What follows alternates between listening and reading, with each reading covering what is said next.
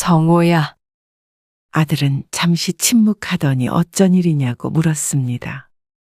네 아버지가 어머니는 말을 끝맺지 못했지만 아들은 무슨 말인지 알아들은 듯 했습니다. 저 지금 해외에 있어요. 아, 다음 주에 설이잖아요. 그래서 처갓집 가족 행사차 다 같이 나왔어요. 한국 들어가려면 멀었어요. 원 씨는 대답하지 못했습니다. 어떻게 그럴 수 있냐고 화내지도 못했습니다. 당장 오라고 울부짖지도 못했습니다. 그러자 아들은 죄송하다는 말 한마디만 남기고 전화를 끊어버렸습니다. 신우이는 어머니 대신 울분에 참아랬습니다. 그런 호로 자식이 다 있어. 어쩜 그래.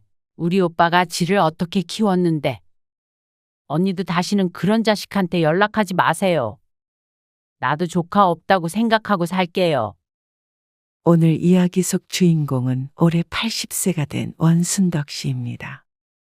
그리고 그녀의 아들 김성호의 이야기입니다. 15년 전 원 씨의 남편은 뇌졸중으로 쓰러졌는데 너무 늦게 발견하는 바람에 남은 평생을 침대에 누워 살아야 했습니다. 풍채 좋던 양반이 몇 년 누워있자 말라 비틀어진 미라처럼 변했습니다. 이제는 병원에서 나와 집에서 요양하는 수밖에는 달리 방법이 없었습니다. 원래도 여유롭지 않은 집안이었지만 철물점을 하며 집안을 먹여 살렸던 남편이 쓰러지자 원 씨는 막막해졌습니다. 불행 중 다행인 것은 아들 교육은 시킨 뒤에 자리 보전했다는 것이었죠. 아들은 의사가 되었습니다. 개천에서 용이 났다며 모두들 기뻐했습니다. 언니 그렇게 고생하더니 아들 성공시키고 이제 세상 걱정 없겠네요. 남편의 여동생이었습니다. 눈물이 찔끔 나는지 눈가를 손으로 훔치고 있었습니다. 다 고모 덕이에요. 내 덕은요? 언니랑 오빠가 정말 열심히 가르쳤잖아요. 힘들 때마다 아들 학비에 보태라며 돈을 빌려줬던 것이 신우이였습니다. 언니도 이제 좀 쉬엄쉬엄 살아요. 허리 아파서 오래 일도 못하는 양반이 무슨 아직도 식당에서 일을 한다고. 벌 때 벌어야죠. 원 씨는 아들이 의사가 된 후에도 편히 살지 않았습니다. 아들은 서울에서 혼자 살고 있었는데 아들에게 도움은 주지 못할 망정 부담을 주고 싶지는 않았습니다. 남편 대소변 받아가며 간병했고 돈도 스스로 벌어가며 살았죠. 그마저도 허리가 아파 오래 일할 수 없으니 늘 여유가 없을 수밖에 없었습니다. 그리고 원 씨가 칠순이 되던 해에 아들은 결혼을 하겠다며 연락을 해왔습니다. 결혼을 하겠다고? 원 씨는 깜짝 놀라 물었습니다. 아들이 누군가를 만나고 있다는 사실도 원 씨는 몰랐습니다. 네. 작년부터 만났는데 올해 넘기기 전에 결혼하려고요. 그러니 원 씨는 기쁜 한편 걱정이 되었습니다. 아들의 결혼 자금은커녕 예물이라도 제대로 할 수 있을지 몰랐습니다. 그런 원 씨의 망설임을 읽었는지 아들이 한숨을 쉬며 말했습니다. 엄마가 준비하실 건 없어요. 그냥 결혼식에 참석만 하시면 돼요. 집이나 이런 건 어떻게 하려고 그러니? 아들도 돈은 벌겠지만 아직 그만한 목돈이 있을 리는 없었습니다. 처갓집에 들어가서 살기로 했어요. 원 씨는 또 한 번 놀랐죠. 장인어른이 큰 사업체를 운영하고 계세요. 결혼하고 나서 병원도 차려주시기로 했고요. 그래서 대릴사위로 들어가겠다는 말이었습니다. 이게 잘 된 건지 잘 안 된 건지 모르겠습니다. 아무래도 처갓집 식구들과 함께 살면 아들이 몸도 마음도 편하지는 않을 테니 말이죠. 괜찮겠어? 괜찮고 말고 할 게 어딨어요. 제가 지금 그런 거 따질 처지가 아닌데요. 앞으로 탄탄대로를 걸을 일만 남았다고 생각했는데 아들은 원 씨와 생각이 다른 듯 했습니다. 지금 자신의 처지에 무척 회의적이었습니다. 그렇게라도 안 하면 제가 어떻게 신분 상승을 하겠어요. 뒷받침이 없으면 아무리 의사라도 못 살아남아요. 씁쓸했습니다. 아들의 말도 맞았습니다. 가난한 부모라 아들의 힘이 되어주지 못하는 것이 슬펐습니다. 그래, 네가 현명하게 잘하겠지. 그래서 다음 주에 같이 인사드리러 갈게요. 아들의 말에 우울했던 기분이 한껏 올라갔습니다. 그래? 주말에? 아이고, 뭐 좋아하려나. 밥 한 끼는 먹고 가야지. 그런데 아들이 들떠있는 원 씨에게 찬물을 끼얹었습니다.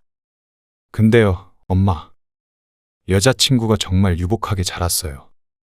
저희 집 보면 깜짝 놀랄 거예요. 넉넉하지 않은 줄은 알고 있지만 그 정도일 거라고는 상상도 못 하겠죠. 무슨 말을 하고 싶은 건지 몰라 가만히 듣고 있었습니다. 그리고 10분쯤 뒤 원 씨는 아들과 전화를 끊고 멍하니 앉아 있었습니다. 아들의 말을 곱씹으면 곱씹을수록 가슴이 아려왔습니다. 그리고 다음 주에 원 씨는 아들의 말대로 아들과 결혼할 아가씨를 만나게 되었습니다. 신우이의 집에서 말이죠. 안녕하세요. 고운 치마를 입은 아가씨가 원 씨에게 인사했습니다. 어서 와요. 원 씨는 신우이의 집 현관에 서서 자신의 집인양 손님을 맞았습니다.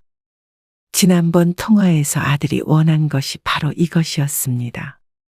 아들은 낡고 누추한 주택이 아닌 평범한 고몬의 아파트에서 인사를 하고 싶다고 했습니다. 최소한 인간답게 산책은 하고 싶다며 말이죠. 그 말이 비수처럼 가슴에 꽂혔지만 고집 부릴 일도 아니었습니다. 이렇게 해서 아들이 자존심을 지킬 수 있다면 말이죠. 어머니, 집이 너무 아기자기해요. 음식도 너무 맛있고요. 며느리 될 아가씨가 싹싹하게 말을 걸었습니다. 그래요. 주변도 두리번거리며 말하는데 원 씨의 가슴이 두근거렸습니다. 거짓말을 하는 마음이 편치 않았습니다. 소녀같이 잘 해놓고 사시는 것 같아요. 모두 신우이의 취향이었습니다. 신우이도 부자는 아니었지만 평범한 아파트에서 소박하게 살아가고 있었습니다. 원 씨와는 다르게 말이죠. 적어도 예비 며느리의 눈에는 이상하게 보이지는 않는 수준인 듯 했습니다. 그런데 아버님은 편찮으시다고 들었는데 예비 며느리의 질문에 원 씨가 무어라 답하기도 전에 아들이 말을 가로챘습니다. 아, 병원에 계셔. 아버님도 한번 뵈러 가야죠. 나중에. 지금은 몸이 안 좋으셔서 면회가 잘 안 돼. 원 씨는 쓴 웃음을 지었습니다. 그 아버지는 지금 아들이 창피해하는 초라한 집에서 간병인과 함께 있었습니다. 원 씨와 아들, 예비 며느리는 그렇게 식사를 마쳤습니다. 그리고 아들은 바쁘다며 곧 돌아갔죠. 밥을 먹으며 많은 이야기를 나누었는데 예비 며느리는 원 씨와는 다른 세계에서 사는 사람 같았습니다. 서울에 있는 정원이 넓은 3층 주택에 살고 있고 결혼 정년기가 될 때까지 일 한번 해보지 않았다고 했습니다. 그야말로 부잣집 공주님 같았습니다. 그런 아가씨가 돈 한 푼 없는 집안의 남자와 결혼한다는 게 의아할 정도였습니다. 원 씨는 아들이 돌아가고 난 뒤에 자신의 집으로 돌아왔습니다. 그리고 조금 있자 신우이도 원 씨의 집으로 왔습니다. 고모, 고마워요. 깨끗하게 치워놓고 왔어요. 고맙긴요. 얘기는 잘 나눴어요? 신우이의 표정도 그리 밝지는 않았습니다. 처음에 원 씨의 부탁을 들었을 때 아들 욕을 하며 불같이 화를 냈던 신우이였습니다. 원 씨의 마음을 헤아리느라 차마 어땠느냐고 꼬치꼬치 캐묻지도 못했죠. 원 씨는 예비 며느리와 나눴던 대화를 들려주었고 신우이는 깜짝 놀랐습니다. 어머, 거기 진짜 비싼 동네라던데? 우리 조카가 장가는 잘 갔네. 그러게요. 우리 아들도 서울에 있는 저택에 살게 생겼네요. 속상한 와중에 기쁘기도 했습니다. 내가 해주지 못하는 것에 늘 가슴이 아팠는데 좋은 철을 만나 아들이 날개를 펼치고 훨훨 날아갈 것을 생각하면 웃음이 났습니다. 그리고 그해 아들은 결혼을 했고 결혼식을 마지막으로 꽤 오래도록 아들을 볼 수 없었습니다. 언니, 준비 다 됐어요? 나가요. 원 씨는 덜컹거리는 현관문을 닫고 좁은 마당을 지나 대문을 나섰습니다. 대문 밖에선 신우이가 기다리고 있었습니다. 오늘은 하루 종일 간병인을 두고 원 씨가 서울에 올라가는 날이었습니다. 신우이가 소개시켜준 병원에 허리를 치료하러 가기로 한 것인데 신우이가 동행했습니다. 혼자 가면 되는데 뭐하러 와요? 힘들게. 그래도 버스를 타고 2시간은 가야 하기 때문에 미안했습니다. 병원 갔다가 우리 딸내미한테도 들리려고 하니까 걱정 말아요. 그렇게 둘은 함께 병원으로 갔습니다. 진료를 받고 나오는데 신우이의 표정이 어두웠습니다. 그러게 진작에 치료를 하라니까 왜 병을 키워요? 겉봐요. 수술해야 된대잖아요. 평생 일만 하니 허리가 고장이 나지? 당연히. 원 씨는 쓰게 웃었습니다. 물리치료를 받긴 했지만 결국엔 수술이 필요하다는 말을 듣고 나온 참이었습니다. 물론 식당 일도 그렇고 남편도 있기에 다음을 기약했죠. 그나저나 같이 갈 거죠? 딸의 집에 같이 들렀다 가자는 신우이의 말에 고개를 끄덕였습니다. 원 씨도 오랜만에 시조카 얼굴을 보려고 했죠. 아참. 근데 생각해보니까 그럴 게 아니라 성우한테 연락해 보는 게 어때요? 기왕에 여기까지 왔는데. 서울에 온 김에 아들에게 연락해 보라는 신우이. 하지만 원 씨는 망설여졌습니다. 토요일에는 진료 안 한다고 했잖아요. 그렇긴 한데 너무 갑작스러워서. 갑자기라도 봐야 아들 얼굴 안 까먹죠. 한 번도 내려오지도 않더만. 성우만 잠깐 만나고 와요. 원 씨도 슬쩍 휴대폰을 꺼냈습니다. 아닌 게 아니라 하도 본 지가 오래돼서 아들이 보고 싶고 궁금했습니다. 원 씨가 아들에게 전화를 걸자 아들이 아닌 며느리가 받았습니다. 어머니? 아, 잘 지냈어요? 원 씨가 어색하게 대꾸했습니다. 결혼식 이후론 본 적이 없고 통화도 한 적이 없었으니 당연했습니다. 아, 성우 오빠가 휴대폰을 두고 내려갔네요. 1층에서 저희 아빠랑 바둑 두고 있거든요. 바꿔드릴게요. 아, 아니에요. 나중에 다시 할게요. 그러자 며느리가 난감한 투로 말했습니다. 금방 내려가는데 어쩐 일이세요? 전해드릴게요, 그럼. 아, 별거 아니고 내가 잠깐 서울에 볼 일이 있어서 왔다가 연락 한번 해봤어요. 아, 정말요? 그러면 중요한 용건이었네요. 이럴 게 아니라 어머니 괜찮으시면 성우 오빠도 볼 겸 저희 집으로 오시겠어요? 며느리의 갑작스러운 말에 깜짝 놀랐습니다. 옆에서 같이 듣고 있던 신우이도 눈이 동그래졌습니다. 그러더니 신우이가 원 씨의 팔을 흔들며 어서 알았다고 하라고 강요했죠. 나는 딸내미한테 바로 가면 돼요. 언니도 성우한테 가봐요. 이따 터미널에서 만나면 되지. 아, 이렇게 갑자기 가는 건 민폐인 것 같아서. 어머, 아니에요. 마침 엄마 아빠도 다 집에 계시거든요. 오셔서 저녁 식사하고 가세요. 안 그래도 어머님 한번 초대하고 싶다고 엄마가 그랬거든요. 엄청 좋아하실 거예요.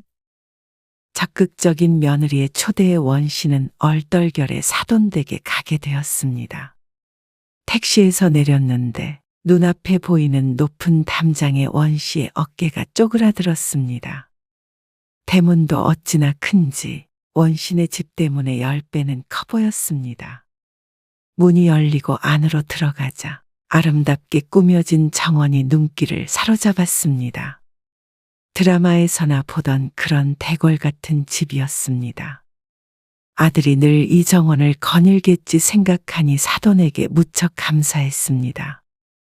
어서 오세요. 안 그래도 한 번 뵀으면 했는데 잘 됐네요. 사돈은 원 씨를 반갑게 맞았습니다.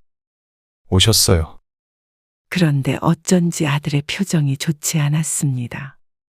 원 씨는 반가운 표정을 지었다가 아들의 얼굴을 보고 움찔했습니다. 눈치가 보였습니다.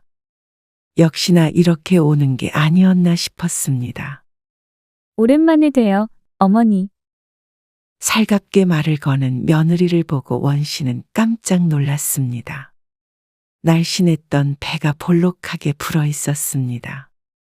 임신을 한 듯한 모습에 원 씨는 놀랐지만 티를 내지 않았습니다. 아들이 며느리의 임신 사실을 자신에게 말하지 않은 걸 사돈네가 이상하게 여길 수도 있다고 생각해서였습니다. 애들을 명절 때도 못 내려보내니까 항상 마음에 걸렸거든요. 아이고, 아니에요. 결혼 전에 미리 말씀하셨는데요, 뭘. 이해해 주셔서 너무 감사해요. 안사돈의 말대로 원 씨는 명절에도 아들을 볼 수 없었습니다. 명절엔 큰 집안 행사가 있다며 미리 양해 아닌 양해를 구해놓은 안사돈을 탓할 수 없었습니다. 원 씨는 아들 며느리가 오지 않아도 잘 살면 다행이라고 생각했습니다. 그런데 이렇게 좋은 집에서 잘 살고 있는 것을 보니 마음이 놓였습니다. 정말 여한이 없었습니다. 원래는 우리 딸 선자리를 알아보고 있었는데 갑자기 연애 결혼을 하겠다며 김서방을 데리고 오지 뭐예요. 근데 참 건실하고 그래서 마음이 놓입니다. 어쨌거나 오늘 이렇게 뵈서 좋네요. 김서방, 부엌에서 사부인 드릴 선물 좀 가지고 와. 네, 장인어른. 아들이 웬 보따리를 들고 오자 바깥사돈이 아들에게 핀잔을 주었습니다. 아니, 이 옆에도 하나 더 있잖아. 그것도 가지고 와. 아빠, 내가 갔다 올게. 너 가만히 있어. 아들이 서둘러 다른 보따리도 들고 왔습니다. 그 모습이 원 씨의 마음에 박혔습니다. 걱정스러운 마음도 들었지만 이내 고개를 저었습니다. 양손 가득 짐을 들게 된 원 씨에게 바깥사돈이 말했습니다. 갑작스럽게 오셔가지고 저희가 좋은 선물은 준비 못했네요. 아이고, 아니에요. 갑자기 찾아와서 죄송합니다. 감사하고요. 저희 아들 잘 부탁드립니다. 원 씨가 깊게 고개를 숙였습니다. 김서방이 터미널에 모셔다 드려. 네, 그렇게 아들이 원 씨를 차에 태우고 출발했습니다. 아들은 침묵했고 괜스레 어색해진 원 씨가 말을 걸었습니다. 차가 엄청 좋은 것 같다. 의사 선생님은 다 이런 차 몰고 다니지. 농담이랍시고 한 소리의 아들은 정색했습니다. 의사라고 다 이런 차를 탈 수 있겠어요. 장인어른이 사주신 거예요. 그러니 민망해진 원 씨가 입을 꼭 다물었습니다.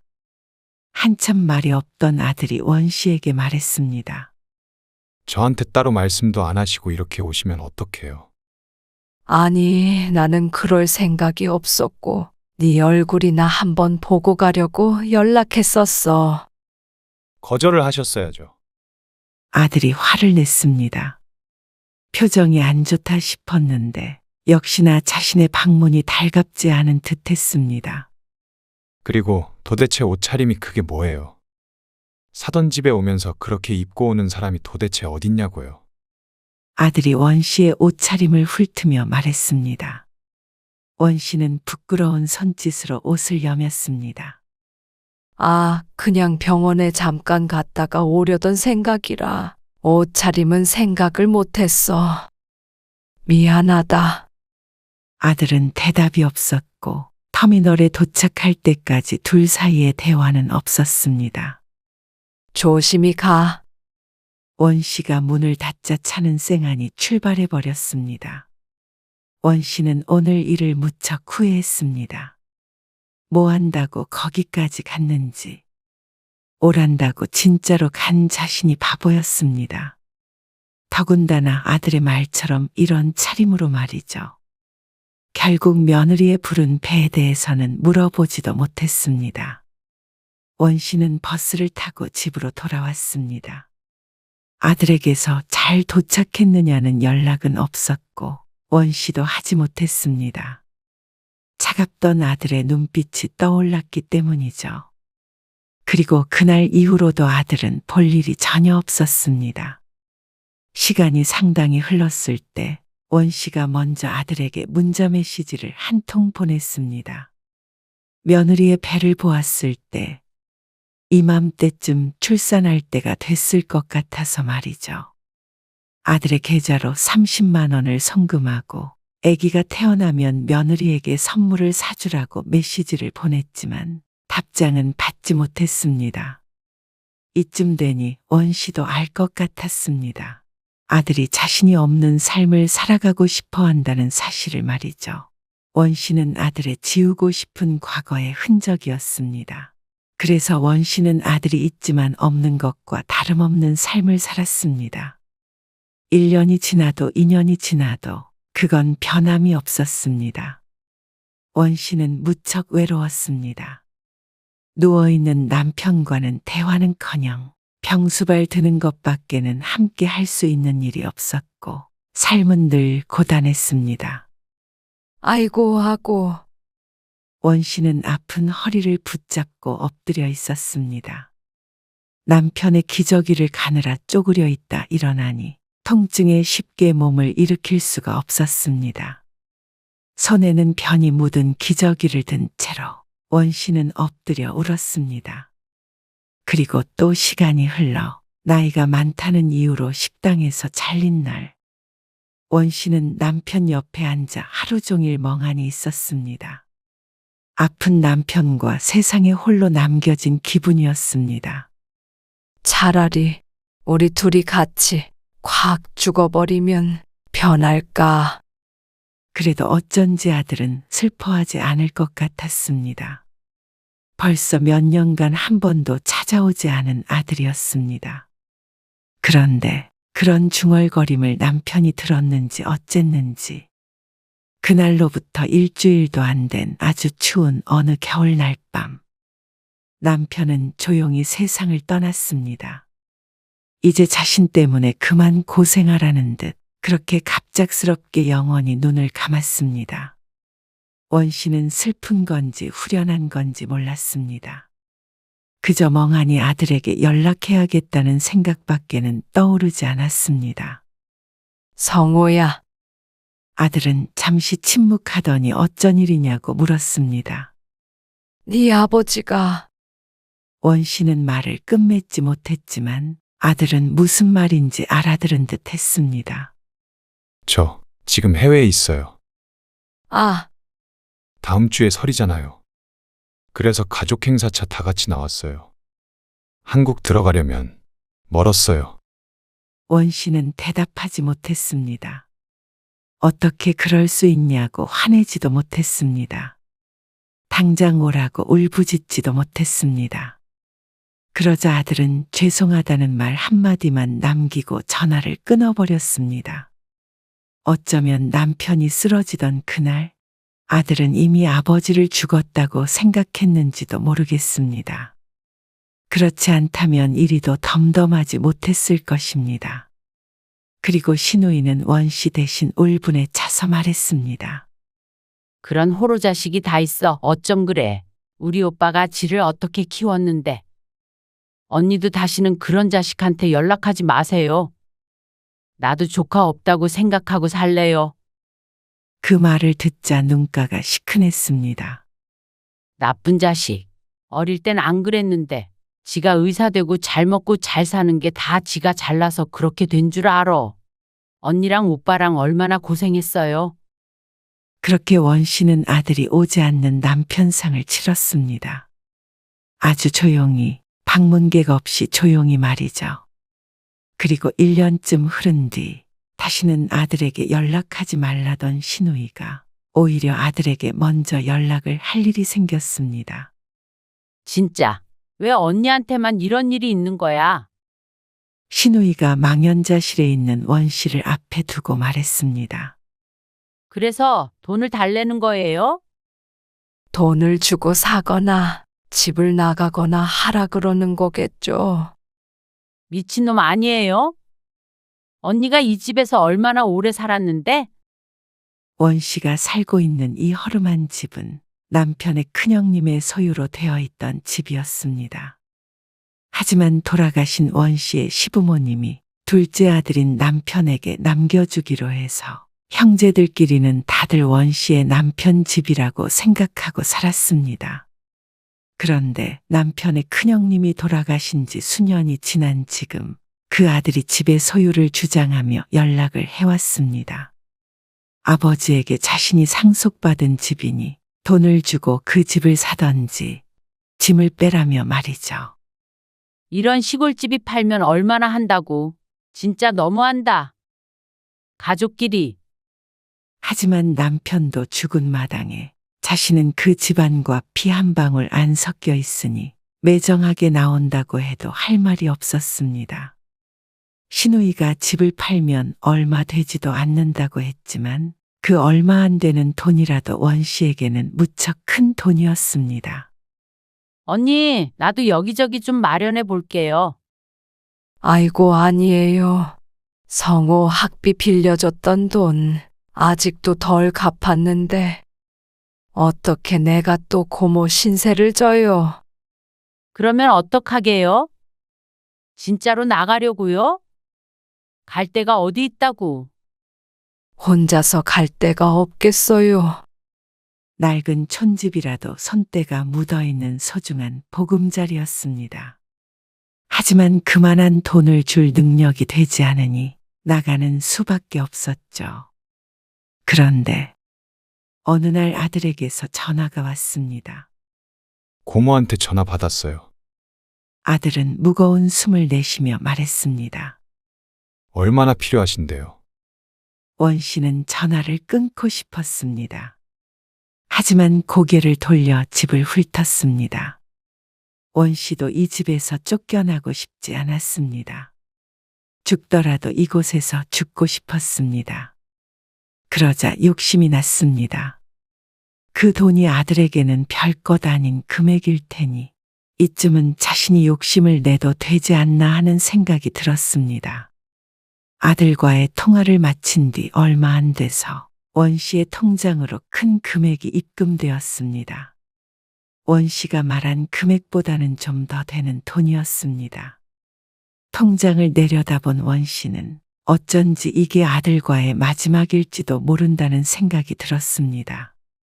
결국 그 돈으로 집을 사고 모든 일이 해결된 뒤에 고맙다는 말을 하기 위해 아들에게 전화를 건 원 씨는 없는 번호라는 안내 음성을 듣고는 휴대폰을 툭 하고 떨어뜨렸습니다.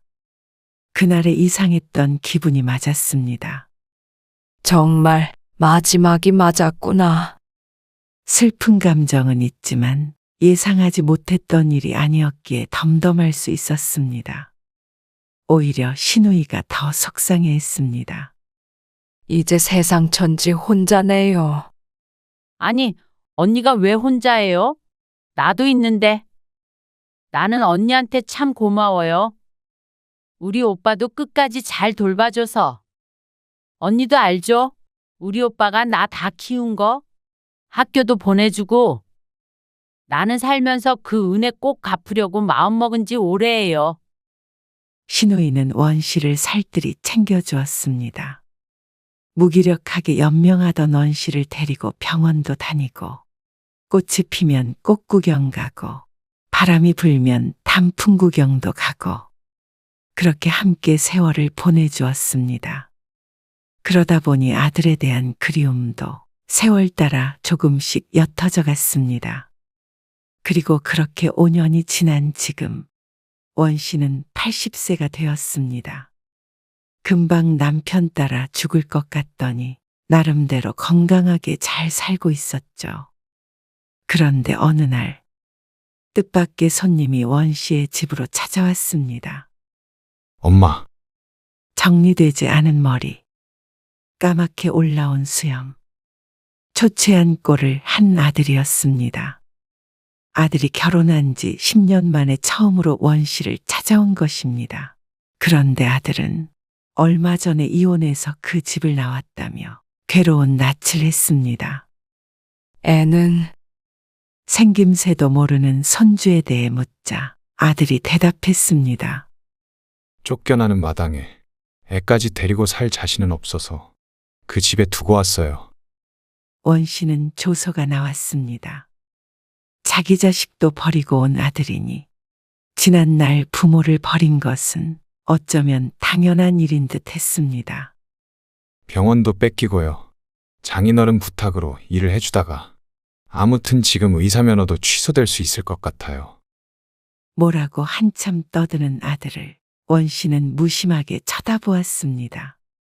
그래서 여기 내려와서 다시 시작할까 생각 중이에요. 고향이고 엄마도 계시니까. 다 이르니 이제야 버려뒀던 피부치가 생각이 났는지 어쨌는지 아들의 때늦은 말에 원 씨는 고개를 저었습니다.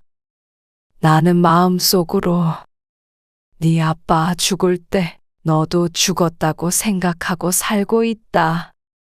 아들의 말어리를 자르며 하는 말에 아들이 흐느꼈습니다. 저 정말 더러운 꼴 많이 보고 그 집에서 쫓겨난 거예요.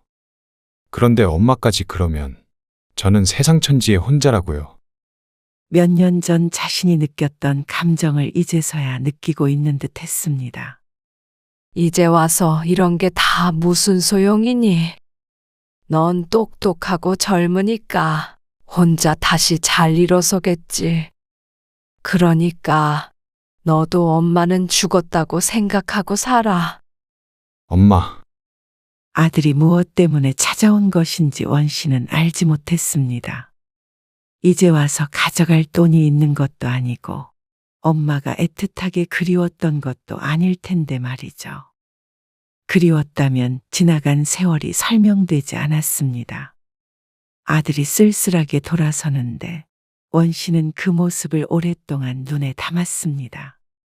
지금 밭순이 됐습니다. 이제 사는 동안 그리워하지 말자 생각했습니다. 아들에 대한 미련을 버리고 산 지난 몇 년도 썩 나쁘지 않았습니다. 아들과 함께하면 원 씨의 마음속에 늘 폭풍우가 몰아쳤습니다. 사랑, 분노, 상실, 슬픔, 외로움. 이제는 그런 감정들을 느끼고 싶지 않았습니다. 가난해도 한몸 누일 집이 있고 밥 굶지 않으니 이렇게 살다가 고요하게 가고 싶었습니다. 아들에 대한 걱정은 더는 되지 않았습니다. 의사식이나 되는 아들이 어딜 가든 굶어 죽지는 않을 것임을 알기 때문에 그거면 됐다 생각했습니다. 곧 시누이가 오기로 했기 때문에 방바닥을 한번 쓸어 훔친 먼지를 마당에 털었습니다. 그리고 아들에 대한 기억도 함께 훌을 털어내버렸습니다.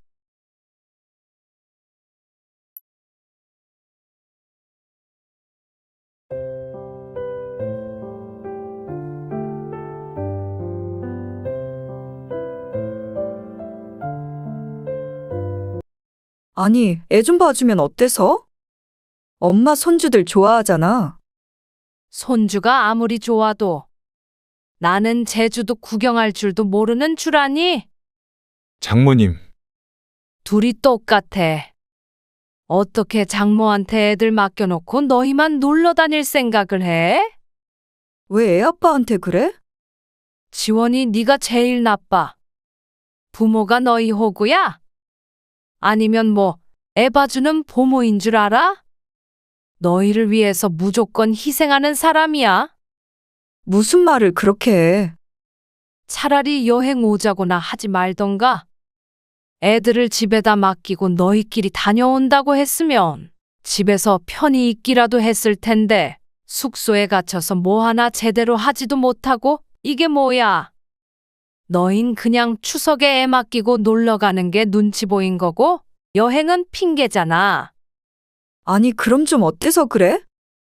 그래도 엄마 제주도까지 공짜로 왔잖아. 오늘 이야기 속 주인공은 65세 장영실 씨입니다. 그녀의 36세 딸 유지원과 사위, 그리고 손자, 손녀가 함께 여행에 가서 겪은 이야기입니다. 그런데 이런 여행을 주변에서 다들 말리는 데는 이유가 있었습니다.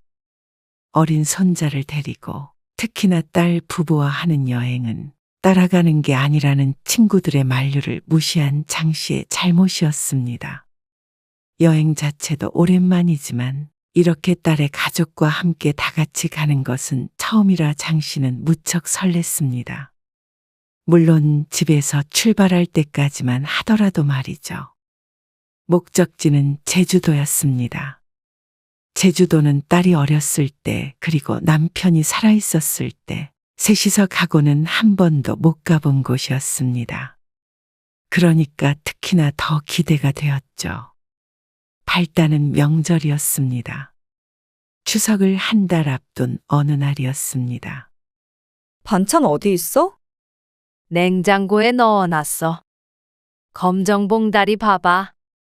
환희 아빠가 좋아하는 것도 했어? 반찬을 가지러 온 딸이 냉장고 문을 열며 물었습니다. 했어. 너 좋아하는 것도 하고. 아무튼간 네가 해놓으라는 거 다 해놨으니까 들고만 가. 잘 먹을게.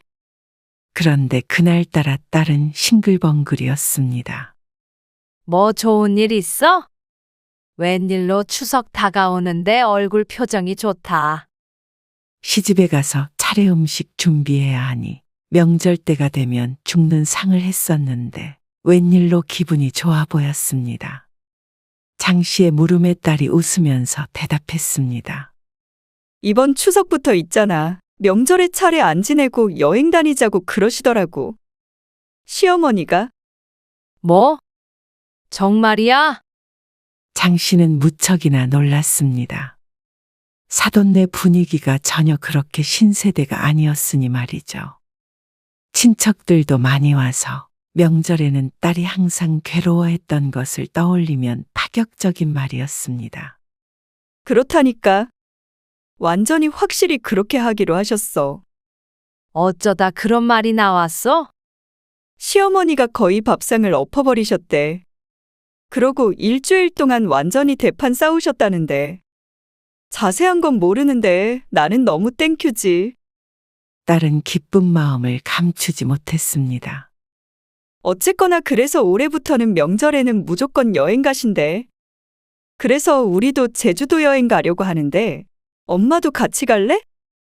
제주도라는 말에 장 씨도 문득 마음이 설렜습니다. 근데 그러면 사돈한테 같이 가자고 해야 하는 거 아니야? 명절 차례도 없애면서 여행 가자고 한 거면 친정엄마랑 가는 여행을 곱게 볼 것 같지 않았습니다. 아니야. 앞으로도 따로 여행 가신대. 그러니까 우리끼리 가면 돼. 해외여행 가실 거라고 그러던데? 그래? 장 씨가 솔깃해서 묻자 딸이 적극적으로 장 씨를 설득했습니다. 환이랑 준이랑 애아빠랑 엄마랑 나랑 이렇게 다섯이서 가자. 너무 좋을 것 같아. 그때쯤이면 날씨도 선선해져서 딱 좋을 것 같은데? 안 그래도 제주도는 더 늙기 전에 꼭 다시 한번 가보고 싶었던 곳이었습니다. 그곳에 가족과 함께 간다면 뜻깊을 것 같았습니다. 그래. 근데 추석이면 비행기표도 비쌀 텐데. 그러자 딸이 걱정 말라며 말했습니다. 그건 우리가 낼게. 엄마 환갑 때도 여행 못 보내줬는데? 효도 여행이라고 생각해. 장 씨는 딸이 돌아간 뒤에도 내내 들떠 있었습니다. 혼자 가도 즐거울 것 같은데 딸과 손자들이 다 같이 간다니까 더 좋았죠. 뭐, 다 같이? 그런데 장 씨의 친구는 오히려 걱정된다는 듯이 물었습니다. 손주들이 몇 살이라 그랬지? 환희가 7살이고 준이가 5살. 아이고, 그러면 좀 힘들지 않아? 쫓아다니면서 애들 봐야 되잖아. 뭐가 힘들어. 애들 엄마 아빠 다 가는데 어른 셋이서 애 둘을 못 보겠어? 그리고 애들 어느 정도 커서 같이 다닐만 할 거야. 제 발로 걸어 다니는데 뭐. 7살, 5살이 다 크긴. 오히려 걸어 다니니까 보기 더 힘들던데 나는. 제일 말 안 들을 때구만. 그 뒤치다꺼리 하느라 여행도 제대로 못할 거 생각하면 벌써 내가 다 지치네. 아이고, 부러우면 부럽다고 해. 그런데 장 씨는 친구의 말을 귀담아 들었어야 했습니다. 여행 당일날 공항엔 인파가 가득했습니다. 전국 사람들 여기 다 모였네. 그니까 비행기표도 진짜 비쌌어. 남들은 반년 전부터 미리 표 끊는데 우리도 다음부터는 그렇게 해야겠어. 명절에 다들 이렇게 놀러 가는 거야? 제주도 가나? 제주도도 가고 요즘엔 해외 많이 가지. 신세계에 온 듯했습니다. 명절에는 다들 전부치고 설거지하는 줄 알았더니 이렇게 많은 사람들이 여행을 가는 줄은 몰랐습니다. 비행기 타는 거야? 손자 손녀도 신이 난 듯 했습니다. 장 씨가 손주 둘의 손을 양쪽으로 잡고 있었죠. 비행기를 타고 도착한 제주도는 장 씨의 기억과는 사뭇 다른 모습이었습니다. 꼭 하와이 같은 외국에 온 듯 했습니다. 야자수를 보니 가슴이 설레었죠. 숙소는 수영장 있는 펜션이야. 사방이 바다인데 수영장에서 놀 일이 있을까? 애들이 수영을 엄청 좋아해요. 야외 수영장은 운영을 하지 않았고 실내에도 큰 수영장이 있는 펜션이었습니다. 바다와는 가깝지만 걸어서 갈 수 있는 곳은 아니었습니다. 나 수영할래? 아이들은 수영장을 보자 방방 뛰기 시작했습니다. 도착해서 아직 밥도 안 먹었는데 수영을 하겠다고 난리였죠. 밥 먹고 다시 와서 수영하자.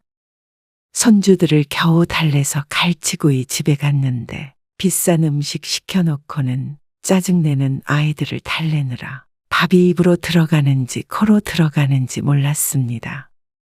제주도까지 와서 제주도 구경은 못하고 수영부터 하네.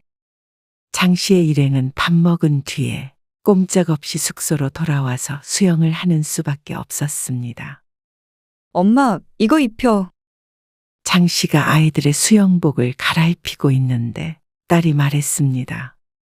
근데 우리는 수영 안 할 거야. 나도 수영은 안 하지. 그냥 애들 노는 거 구경하는 거지. 그래? 그러면 엄마가 애들 좀 봐. 그러면서 어딘가 나갈 채비를 하는 딸과 사위. 너희는 어디 가게? 아, 오늘 5일장이래요. 지원이가 장 구경하고 싶다고 그래서. 사위의 대답에 장 씨도 솔깃했습니다. 5일장? 엄마도 5일장에 가고 싶은데. 아, 그러세요? 그럼 이따 저녁에 가야 하나? 그러자 딸이 휴대폰을 꺼내서 무언가를 누르더니 말했습니다. 5일장 일찍 문 닫는데. 가려면 지금 가야 될 것 같은데? 그렇다면 별 수 없었습니다. 그러면 너희끼리 갔다 와. 애들 수영하고 싶다는데 어떡해. 장에 가자고 하면 난리 난다. 안 그래도 첫째 손자가 5일장 이야기가 나오자 수영복을 갈아입다 말고 장 씨와 딸을 물끄러미 보고 있었습니다. 그럼 우리끼리 갔다 올게. 장 씨도 아쉽지만 기대하고 있는 손주들 때문에 어쩔 수가 없었습니다. 딸과 사위는 다녀오겠다며 나갔고 장 씨는 손주들을 데리고 수영장으로 갔습니다. 그리고는 수영장 한켠에서 튜브를 타고 놀고 있는 아이들을 지켜보았습니다. 아직 어린 손주들이기 때문에 한시도 눈을 뗄 수가 없었습니다. 물도 차갑지 않아서 놀기에 좋았는데 그래서 그런지 손주들은 물에서 나올 생각을 하지 않았습니다. 이제 그만하자. 너무 오래 놀았어. 감기 걸리겠다. 싫어. 싫어. 아이고, 한숨을 내쉰 장 씨가 딸에게 전화를 걸었습니다. 오일장 구경할 만해? 재밌네. 먹을 것도 많고. 사진 찍어서 보내줄게. 그래, 애들은 아직도 물놀이해? 말도 마라. 안 나오겠다고 난리야. 그럼 좀 더 둬. 오랜만에 수영해서 그래. 우린 좀 더 있다가 들어갈게. 그러고는 전화를 끊었습니다. 그 뒤로도 손주들은 계속 물놀이를 했죠. 그렇게 거의 4시간 가까이 물속에 있다가 나온 아이들은 손이 퉁퉁 불어 있었습니다. 장 씨가 힘들게 손주들을 씻기고 나오니 이미 해가 지고 하루가 끝나 있었습니다. 그리고 장 씨의 체력도 함께 바닥났습니다. 할머니. 배고파. 오랫동안 물놀이를 하고 나온 아이들이 이제는 배고프다며 아우성을 쳤습니다. 그런데 아직도 딸은 돌아오지 않은 상태였습니다. 하는 수 없이 장 씨는 또다시 휴대폰을 들었습니다. 지원아, 애들이 배고프다는데 이제 저녁 먹으러 식당에라도 가야 되지 않어? 그러자 딸이 머뭇거리며 대답했습니다. 우리는 시장에서 이것저것 너무 많이 먹어서 배부른데. 뭐 애들 배고프다는데. 엄마도 그렇고. 그럼 들어갈 때 근처에서 뭐 좀 사갈까? 장 씨도 차라리 그게 낫겠다 싶었습니다. 아이들도 물놀이에 지친 듯 보였고 누구보다도 장 씨가 가장 힘이 들었으니 말이죠. 그리고 30분 정도 흐르자 딸과 사위가 숙소로 돌아왔습니다. 손에는 피자 한 판을 들고 말이죠. 피자를 사왔어? 와. 피자다. 장 씨와 손주들의 반응은 극과 극이었습니다. 엄마 왜? 피자 별로야? 평소에도 별로 먹지도 않는 음식이었지만 무엇보다도 제주도까지 와서 저녁밥을 피자로 때울 줄은 몰랐습니다. 우리 애들이 피자에 환장하잖아. 이건 서울에서도 팔잖아. 아, 그런가. 엄마 생각을 못했네. 하다못해 오일장에서 파는 주전부리라도 사왔으면 좋겠다 싶었습니다. 그런데 이미 사온 걸 어쩌겠습니까? 얼른 먹고 빨리 자고 내일부터 본격적으로 여행해야겠다는 생각에 장 씨는 피자 한 조각을 먹고 누웠습니다. 그렇게 첫날이 지나갔습니다. 그런데 둘째 날도 문제였습니다. 나는 안 가? 수영할 거야. 나 수영. 손자 손녀 둘이 난리도 아니었습니다. 아무데도 안 가고 오늘도 수영하겠다고 말이죠. 어제 입고 건조대에 걸어놓았던 축축한 수영복을 낑낑대며 걸치고 있었습니다. 환이야, 준이야. 여기 밖에 나가면 바다 있어. 거기에도 물 있는데 거기서 놀면 되지. 싫어. 하지만 아이들은 막무가내였습니다. 너희 수영하고 싶다며? 바닷가 가서 하자. 싫어. 나는 수영장이 좋아. 바다는 무섭단 말이야. 파도치는 바다에서는 수영할 수 없다며 고집을 부리기 시작했습니다. 나중에는 울고불고 바닥에 드러눕고 요란스럽게도 떼를 썼습니다. 아이고 어쩌냐. 환이야. 그러면 오전에는 수영장에서 놀고 오후에는 나가는 거다? 딸이 손자를 설득해서 약속을 받아냈습니다. 모두가 고개를 절레절레 저었습니다. 그렇게 다시 수영복을 입히고 준비시키는데 딸이 말했습니다. 엄마는 또 애들 구경할 거야? 왜? 아, 우리는 좀 나갔다 오려는데. 어딜? 기왕 왔는데 우리는 바다 구경하다 오려고 하지. 이따 오후에 같이 가 그럼. 아니, 오후에는 애들 초콜릿 박물관 체험 예약해뒀어. 박물관 갔다 오면 그래도 시간 있잖아. 그런가? 엄마는 그때 봐, 그럼. 우리 셋이 애들 보고 있을 필요는 없잖아. 딸은 당연한 듯 장 씨에게 아이들을 떠맡겼습니다. 사위도 그게 이상하지 않은지 짐을 챙겼죠. 셋이 애들 볼 필요가 없지만 애를 보는 게 왜 장 씨가 되어야 하는지 의문이었습니다. 하지만 여기까지 와서 그런 걸 따지면 서로 얼굴만 붉히기에 그러라고 하고 말았습니다. 손주들은 지치지도 않는지 또 물놀이에 열을 올렸습니다. 장 씨는 제주도에 온 지 24시간이 지났는데 바깥 구경은 공항에서 숙소 오는 길에 하고는 제대로 해보지도 못했습니다. 수영장 구경이라면 원 없이 실컷 하고 있었죠. 그런데 숙소 밖으로 나간다고 크게 달라지지도 않았습니다. 그럼 다녀올 테니까 애들 잘 챙겨줘. 끝나면 전화 주세요. 딸과 사위는 초콜릿 박물관 앞에 장 씨와 아이들을 두고 떠났습니다. 오전엔 수영을 하고 점심을 먹고는 곧바로 박물관에 왔지만 저들은 다른 재미난 걸 하러 가는지 장 씨에게 또다시 아이들을 맡겼습니다. 장 씨도 제주도에 와서 초콜릿 체험을 하고 싶지는 않았습니다. 반강제적으로 초콜릿 체험을 하고 나왔는데 설상가상으로 이제는 비가 내리고 있었습니다. 전화를 하고 10분쯤 기다리니 딸과 사위가 데리러 왔습니다. 엄마, 어쩌지? 갑자기 비가 오네. 차를 몰고 바다 근처까지 갔지만 차에서 내리지는 못했습니다. 비 오는 바다만 안에서 구경하다가 차를 돌려야 했습니다. 비가 오니 야외에서는 뭘 하지도 못할 듯 했습니다. 인터넷 영상을 보면 바다 바로 앞에서 회도 먹고 하던데 그런 건 할 수조차 없었습니다. 내일은 비 안 온다니까. 오늘은 일단 숙소로 갈게요. 하는 수 없이 차를 돌려 숙소로 돌아왔습니다. 침대에 누워 심심하다고 칭얼거리는 손주들과 놀아주고 있는데 소파에 앉아있던 딸과 사위가 쑥덕거리더니 자리에서 일어났습니다. 엄마, 여기까지 왔는데 너무 아깝다. 애들이랑 조금만 놀고 있어. 우리는 맥주라도 한잔하고 올게. 뭐? 차라리 사와서 여기서 마셔. 나도 한잔 하게. 엄마도. 그게 여기 근처에 분위기 좋은 데가 있어. 유명한 곳이래. 애들이랑 같이 가면 되지 않아? 술집에 애들을 어떻게 데리고 가? 들어올 때 마트나 편의점에서 맥주 사올게. 그러고는 쌩안이 가버린 딸과 사위.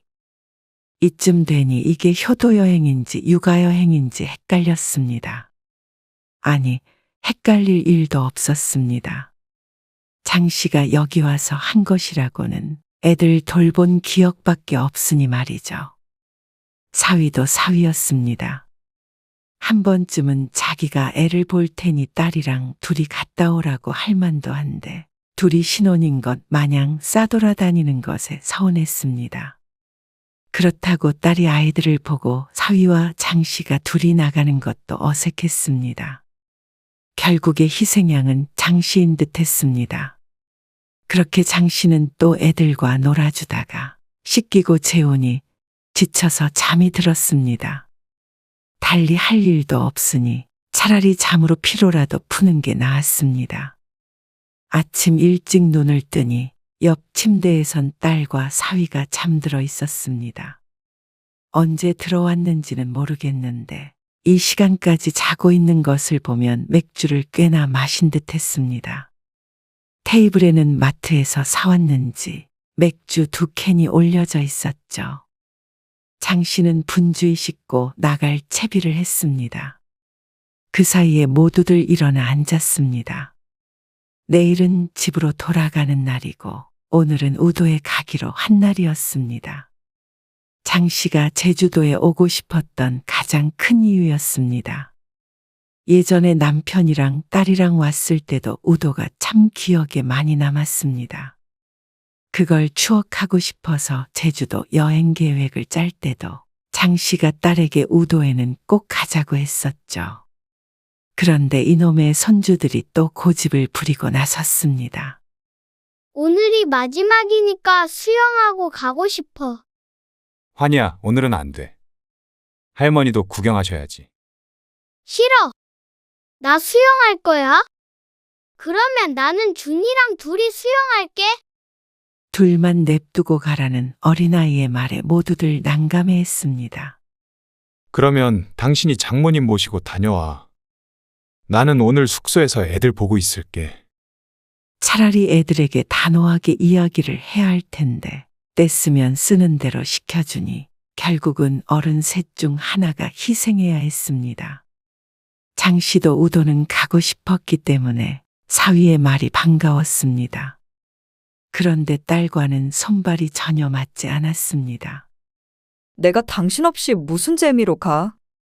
그리고 자기가 애 둘을 어떻게 봐? 보통 일인 줄 알아? 딸의 말을 찬찬히 들어보니 기분이 안 나쁜 구석이 없었습니다.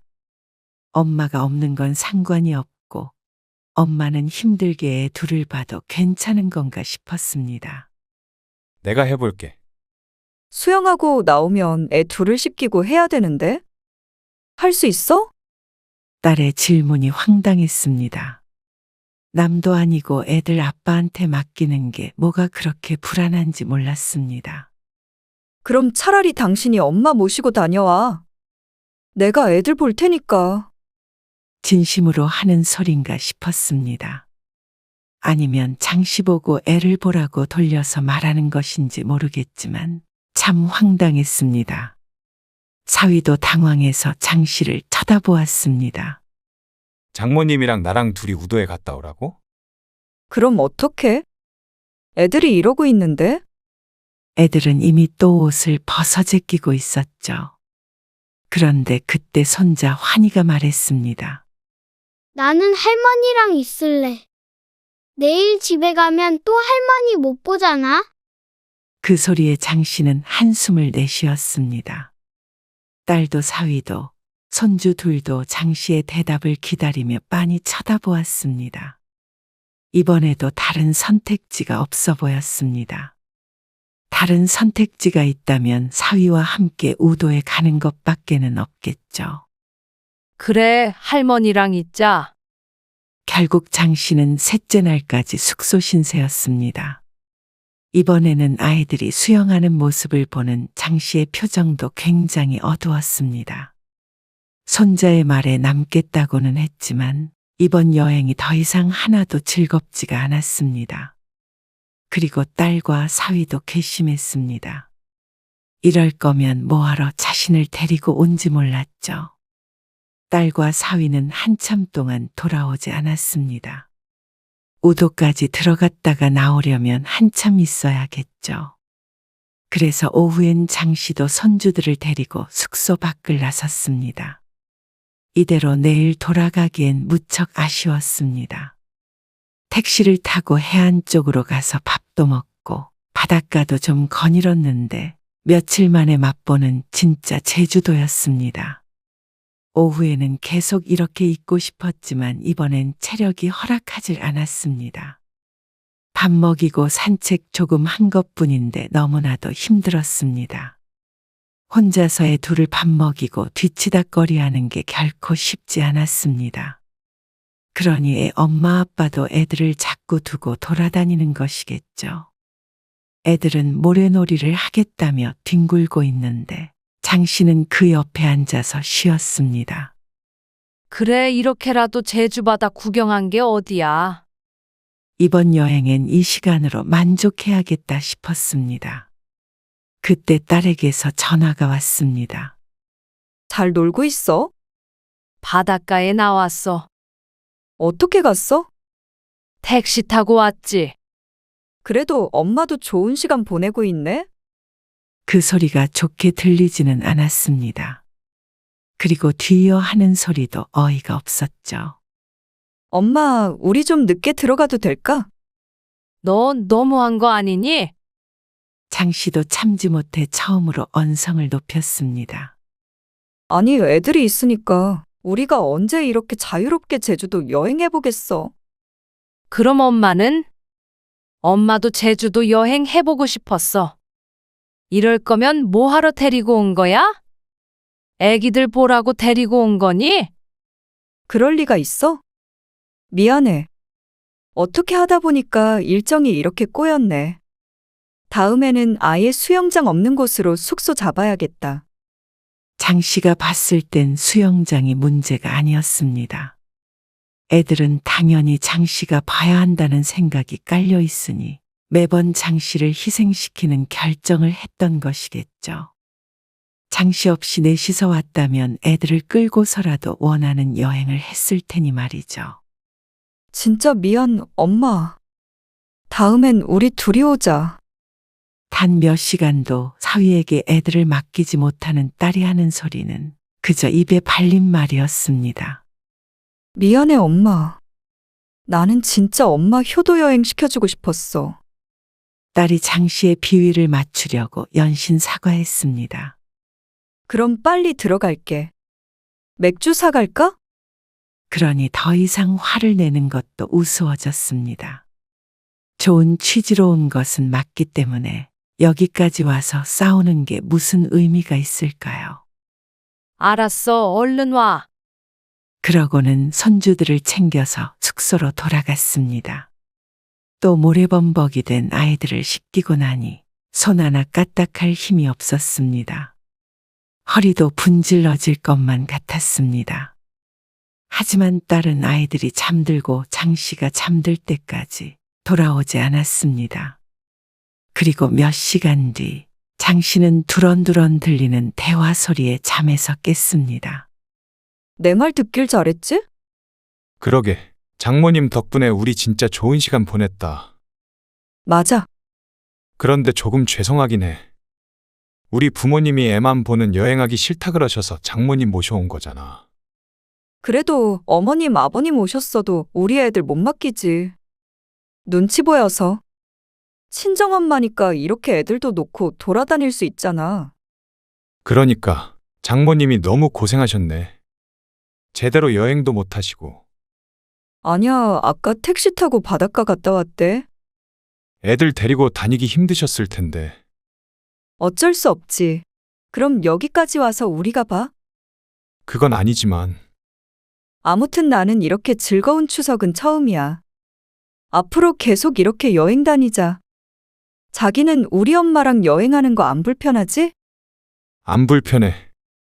잠자코 듣고 있던 장 씨는 기가 막혀서 눈도 못 뜨고 있었습니다. 이번 여행에서 내내 애만 보기는 했지만 어쩔 수 없었던 상황 때문이지 딸의 마음은 그게 아니었을 거라고 생각했었습니다. 그런데 애초에 딸이 자신을 데리고 온 것이 애들 때문이었습니다. 누구 하나라도 애들 볼 사람이 있어야 하니 그 차선책이 바로 장 씨였죠. 효도 여행이라는 것도 핑계에 불과했습니다. 사돈도 알고 있던 것을 자신만 모르고 좋다고 쫄래쫄래 쫓아온 게 후회가 됐습니다. 모처럼 온 제주도에서 제대로 즐겨보지도 못하고 흘려보낸 지난 며칠이 못내 아쉬웠습니다. 다음 날 11시 비행기라 다들 일찍 깨서 준비를 했습니다. 딸과 사위가 분주하게 챙기는 와중에 장 씨는 더 일찍 일어나 챙겨둔 짐을 가지고 딸에게 말했습니다. 지원아, 너 카드 좀 줘봐. 무슨 카드? 신용카드. 딸은 장 씨의 말에 얼떨결에 주머니에 꽂아뒀던 카드를 장 씨의 손바닥 위에 올려놓았습니다. 카드는 왜? 나는 이틀 더 있다가 가게. 무슨 말이야? 엄마는 애들 돌보느라 하나도 놀지도 못했잖아. 그러자 딸은 황당한 표정을 했습니다. 그러면 다음에 다시 오면 되지. 비행기표는 어쩌고. 취소하려면 수수료 들어. 추석이라 진짜 비싼 표였어. 다음은 다음이고. 이왕 온 거 엄마는 좀 더 있다가 갈 거야. 아니, 근데 왜 내 카드를 달라 그래? 그럼 효도 여행을 내 돈으로 하니? 효도 여행은 오늘이 끝이지. 너희 여행하는 동안 애들 봤는데 그 정도도 못 내? 이 돈으로 엄마 이틀 더 여행하다가 올라갈게. 말이 돼? 말이 왜 안 돼? 애들 볼 사람 필요해서 엄마 데리고 온 너희들이 더 말이 안 되지. 무슨 말이야? 무슨 애들 때문에 엄마를 데리고 와? 어제 너희가 하는 소리 들었어. 그러자 딸이 잠시 할 말을 잃었습니다. 엄마도 애들 없이 여행하다가 갈 거야. 아니, 애 좀 봐주면 어때서? 엄마 손주들 좋아하잖아. 손주가 아무리 좋아도 나는 제주도 구경할 줄도 모르는 줄 아니? 장모님, 둘이 똑같아. 어떻게 장모한테 애들 맡겨놓고 너희만 놀러 다닐 생각을 해? 왜 애 아빠한테 그래? 지원이 네가 제일 나빠. 부모가 너희 호구야? 아니면 뭐 애 봐주는 보모인 줄 알아? 너희를 위해서 무조건 희생하는 사람이야. 무슨 말을 그렇게 해? 차라리 여행 오자고나 하지 말던가. 애들을 집에다 맡기고 너희끼리 다녀온다고 했으면 집에서 편히 있기라도 했을 텐데 숙소에 갇혀서 뭐 하나 제대로 하지도 못하고 이게 뭐야? 어떻게 애들만 놓고 여행을 와? 불안하게. 고작 너 불안하지 않으려고 여기까지 엄마를 끌고 와? 너흰 그냥 추석에 애 맡기고 놀러 가는 게 눈치도 보였겠지. 효도 여행은 핑계잖아. 아니, 그럼 좀 어때서 그래? 그래도 엄마 제주도까지 공짜로 왔잖아. 이런 나쁜 것들. 이런 여행은 공짜가 아니라 돈을 준다고 해도 다신 안 온다. 너희 보내고 혼자 여행하려는데 도저히 억울해서 내 돈으로는 못하겠어서 네 카드 가져가는 거야. 그러고는 모두를 내버려두고 혼자 나왔습니다. 그리고 딸의 카드로 좋은 호텔도 2박 결제를 하고 우도도 가고 바다 구경도 실컷 했습니다. 딸도 손주들도 없이 맛있는 것 실컷 먹으며 자유롭게 다녔습니다. 저녁에는 바닷가 앞에서 맥주도 마셨습니다. 두 달이 멀쩡하니 혼자 못할 것도 없었습니다. 외로울 줄 알았는데 오히려 홀가분했죠. 그리고 나서 올라가는 비행기도 딸의 카드로 결제했습니다. 진짜 효도 여행을 마치고 집으로 돌아왔죠. 그러자 며칠 뒤에 딸이 카드를 찾으러 장 씨의 집으로 찾아왔습니다. 아, 엄마 무슨 돈을 그렇게 많이 썼어? 너희 애들 봐준 보수라고 생각해. 보수가 그렇게 비싸다고. 제주도 물가가 얼마나 비싼데 그래? 너희 둘은 비싸고 맛있는 것 많이 먹고 돌아다녔잖아. 효도 여행 보내준다며? 잘 다녀왔다. 딸은 어이없는 헛웃음을 지었습니다. 그리고 설에는 아예 오지 마라. 여행하려거든 너희들끼리 해. 나도 혼자 여행 다니니까 좋더라. 그럼 애들이라도 봐줘. 싫어? 왜? 차라리 집에다가 맡기고 여행 다녀오라며? 그건 제주도 갔다 오기 전 이야기이고. 이제는 그렇게도 싫어. 너는 엄마 생각 눈꼽만큼도 안 하는데 왜 엄마는 너 편하라고 생고생을 해야 해? 딸이 엄마한테 그 정도 부탁도 못해? 그러는 너도 엄마니까 네 자식은 네가 챙겨. 그러고는 손에 신용카드를 쥐어주고 보내버렸습니다. 속이 다 후련했습니다. 피치 못할 사정이 있는 것도 아니었고 그저 자기들 몸 편하자고 늙은 엄마를 부려먹는 딸과 사위였습니다. 그러니 장 씨도 그런 자식들 생각은 안 하고 살기로 마음먹었습니다.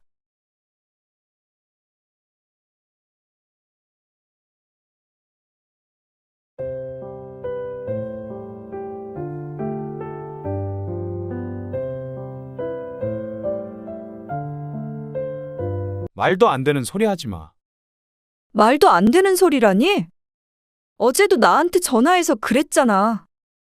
엄마 데리고 있는 건 오빠니까 나한테는 한 푼도 못 준다고. 그래? 그러면 네가 엄마 모시고 가던지. 그리고 그 돈 절반은 내놔. 뭐라고 말이 되는 소리를 해. 너도 어이가 없지. 우리도 하도 어이가 없어서 말이야. 고생은 우리가 하는데 너는 무슨 권리로 그 돈을 챙기겠다는 거야? 무슨 권리? 나도 똑같은 자식인데 절반은 당연히 내 거 아니야? 아가씨. 그러니까 절반 가져가시려면 아가씨도 어머니를 모셔야죠. 왜 우리만 어머니를 모셔야 해요? 그건 아들이 해야 하는 의무 아니야? 어머머, 무슨 말을 그렇게 하세요? 저희가 뭐 아들이라고 덕 본 것도 없잖아요. 덕을 왜 안 봐요? 지금 이 집도 우리 아빠가 사준 거잖아요. 그러는 아가씨는 받은 게 없는 것처럼 얘기하시네요. 어이가 없네. 새언니는 오빠가 벌어다 준 돈으로 집에서 놀고 먹으면서 시어머니도 못 돌봐요? 아니, 그렇게 쉬운 것 같으면 아가씨가 하시라니까요. 오늘 이야기 속 주인공은 78세 권용자 씨입니다. 그리고 그녀의 아들 황건일과 딸 황미영에 관한 이야기입니다. 이제는 두 자식들 모두 40대 후반이 되었죠. 자식들도 이렇게 나이 들어가는데 권 씨는 오죽할까요? 권 씨도 어느새 80을 목전에 두고 있었습니다. 그리고 이쯤 되니 깨달은 바가 있었습니다. 늙고 병드니 아무리 자식이라도 부모를 책임져 주지 않는다는 것이죠. 아들, 딸 결혼시킨 뒤로는 남편만 믿고 살았지만 그런 남편도 바로 얼마 전에 세상을 떠났습니다. 그러자 혼자 남은 부모의 봉양 문제로 내 자식들이 물고 뜯고 싸우는 꼴을 눈뜨고 지켜봐야 했죠. 이러니 죽지 않고 살아있음에 감사할 수도 없게 됐습니다. 남편이 살아있을 때까지만 해도 나름대로 돈독한 사이였습니다. 물론 자주 보지 않으니 그랬던 것이겠지만 말이죠. 엄마, 이리 앉아. 딸 미영이 권 씨를 부축해서 소파에 앉혔습니다. 소파에 깊게 몸을 묻은 권 씨가 한숨을 길게 내쉬었습니다. 바로 어제 납골당해 남편을 두고 온 권 씨였습니다. 그런 어머니가 걱정됐는지 아들과 딸이 하룻밤 권 씨네 집에서 묵었습니다. 낮에 잠깐씩만이라도 사람 부르는 게 좋지 않을까? 집안일 정도는 누군가 해줘야지. 딸이 권 씨를 걱정하며 말했습니다. 움직이지 못하는 것도 아닌데 뭘. 그래도 불편하잖아. 딸이 그렇게 말하는 데는 이유가 있었습니다. 권 씨는 10년 전 사고로 걷는 것이 조금 불편했습니다. 일상생활에 무리가 있을 정도는 아니지만 나갈 때는 남편이 데리고 다녔고 많이 걸으면 다리가 아팠죠.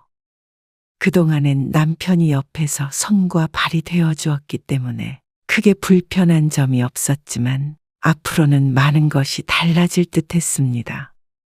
딸의 말대로 하루에 2~3시간이라도 다른 사람의 도움을 받는 것도 나쁘지 않다고 생각했습니다. 크게 아픈 데가 있으신 것도 아니니까 좀 지내보시다가 불편하면 그때 생각하는 게 좋겠어요. 아들이 말했습니다. 그래. 걱정 말고 어서들 가봐. 권 씨는 아들, 딸을 보내고 적막한 집에 홀로 남아 있었습니다. 남편과 함께 있을 때도 시끌벅적했던 집은 아니지만 사람의 기척이 있는데 조용한 것과 아무도 없는 고요함은 달랐습니다. 남편의 도움이 없는 생활은 몸만 불편한 것이 아니었습니다. 50년 동안 함께 살았던 배우자를 잃는다는 것은 무척 슬픈 일이자 쓸쓸한 일이었습니다.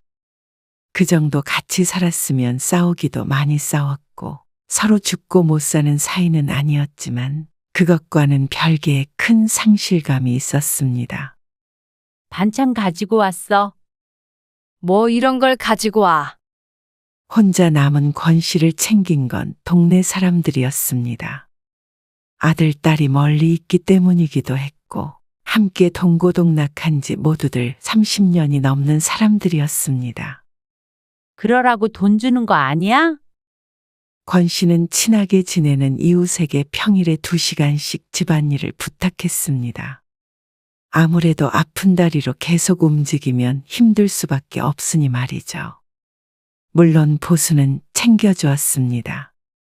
혼자 살며 아르바이트를 하며 지내고 있는 이웃이기 때문에 권 씨의 제안을 반가워했습니다. 물론 그게 아니더라도 자주 오가며 친하게 지내는 사이였습니다.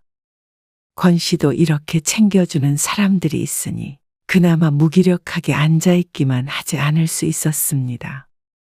이따가 밥 먹고 밖에 산책이라도 다녀오자고. 힘들게 뭐하러 나가? 그렇다고 집에만 있어? 평상에라도 잠깐 앉아있다 들어오는 거지. 괜히 나 때문에 고생이 많다.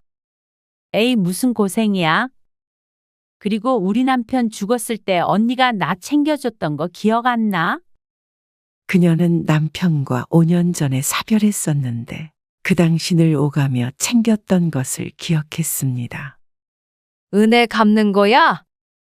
그것도 그렇고 나도 혼자 있기 심심해서 그렇지 뭐. 그러고는 밥을 차리며 권 씨에게 물었습니다. 그나저나 아들이나 딸이 별말 안 해? 무슨 말? 아니, 모신다거나? 언니도 아무래도 생활하기에 좀 불편하기도 할 거 아니야? 에이 무슨. 나야 자식도 없는 신세지만 언니는 아니잖아.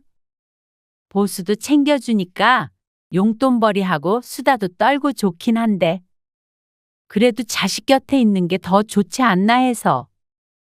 아니야. 아직 그럴 정도는 아니야. 그런데 얼마 안 있어 딸이 주말에 권 씨네 집에 찾아왔습니다. 어쩐 일이야? 아, 뭐 좀 물어보려고. 뭐를 물어봐? 딸은 조금은 망설이더니 권 씨에게 말했습니다. 요 뒤에 땅 있잖아. 그거 엄마 명의로 되어 있더라. 뜬금없는 딸의 말에 권 씨가 고개를 갸웃거렸습니다. 그건 왜? 아니, 어쩌다가 우연히 등기부등본을 떼봤거든. 그랬더니 집이랑 땅이랑 전부 엄마 명의더라고. 그렇지. 네 아빠가 그렇게 하자 그래서. 아, 오빠랑 나는 그게 아빠 명예인 줄 알았지. 아니야. 전부 엄마 이름으로 돼 있어. 그러자 딸은 그렇냐면서 싱겁게 대꾸하더니 주제를 바꾸어 질문했습니다. 근데 오빠한테는 무슨 연락 안 왔어? 무슨 연락? 아니, 뭐, 모시고 살겠다던 거 그런 거? 아니, 그런 적 없는데 갑자기 무슨 소리야? 그저께 오빠네랑 만났는데 그런 얘기를 하길래. 모시긴 뭘 모셔. 잘 살고 있는데. 아니, 혹시나 해서. 아빠 돌아가시고 상심이 컸으니까. 이제 괜찮아. 그거 물어보려고 온 거야? 그냥 겸사겸사 온 거지. 엄마 잘 있나 보기도 하고. 그러기에는 지나치게 먼 거리였지만 딸은 하루 머물고 다음날 돌아갔습니다. 뭘 물어보러 왔다더니 용건은 싱겁게 끝난 것 같았습니다. 딸에게는 혼자서도 잘 지낸다고 했지만 공교롭게도 얼마 뒤에 권 씨는 자리보전하고 누워있게 되었습니다. 화장실에서 미끄러지는 바람에 엉덩방아를 찧었는데 그만 엉치뼈가 부러져 버렸습니다. 한동안 입원해서 치료를 받다가 집으로 돌아왔는데도 밥 먹을 때나 화장실 갈 때를 제외하곤 거의 누워 지냈습니다. 덜 움직여야 빨리 회복된다는 말에 그렇게 할 수밖에 없었습니다. 이웃에서도 돌봐주었지만 누군가 도와준다고 하더라도 하루 종일 누워있는 것이나 다름없으니 힘이 들었습니다. 그리고 그 때문인지는 몰라도 권 씨에게 이상 증세 또한 나타나게 되었죠. 이웃이 돌아간 뒤 혼자 남아있던 권 씨는 TV 보는 것도 지겨워 잠이나 자자 하고 눈을 감고 있었습니다. 답답함에 자꾸 이불도 내리고 베개도 고쳐 베고 했지만 하루빨리 자리를 털고 일어나고 싶었습니다. 아이고, 힘드네. 그러게 왜 넘어져가지고 이 고생이야? 머리맡에서 남편의 목소리가 들렸습니다. 아내가 넘어지고 싶어 그랬나? 아, 그러게 조심하라고 몇 번을 말해야 들을 거야. 고개를 돌려 위를 쳐다보자 머리맡엔 남편이 앉아 있었습니다. 아, 잔소리 그만해요. 그러게 왜 혼자 먼저 가버려요? 가버리길. 그럼 뭐 좋은데 간다고 같이 가. 천천히 와, 천천히. 그만 눈시울이 붉어져 눈을 비비고 떴는데 그 사이 남편은 사라지고 없었습니다. 꿈을 꾼 것인지 헛것을 본 것인지 모르겠지만 가슴이 먹먹먹했습니다. 오죽했으면 남편이 보이는가 싶었죠. 그리고 그날 이후로 몇 번이나 더 남편이 눈에 보였습니다. 그런 것을 보면 꿈을 꾼 건 아니었죠. 미영아, 실은 요즘에 자꾸 네 아빠가 머리맡에 앉아서 말을 건다. 뭐? 아빠가? 권 씨의 전화를 받은 딸이 황당한 말투로 대답했습니다. 꿈 꿨어? 나도 그런 줄 알았는데 죽은 네 아빠가 자꾸 옆에 앉아 있는 것 같아. 그러자 딸이 잠시간 말이 없다가 걱정스럽게 말했습니다.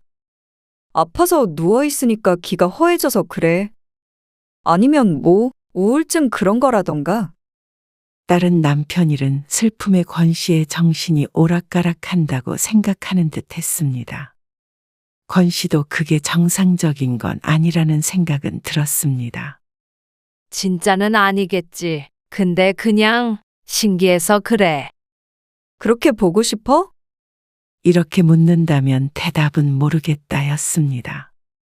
지지고 볶으며 오래도록 함께 살았고 끝까지 의지가 되는 배우자이긴 했지만 나이가 나이니만큼 갈 때가 돼서 갔다고 생각했는데 자신도 모르게 우울했던 것 같기도 했습니다. 밥 잘 먹고 기력 보충 좀 해.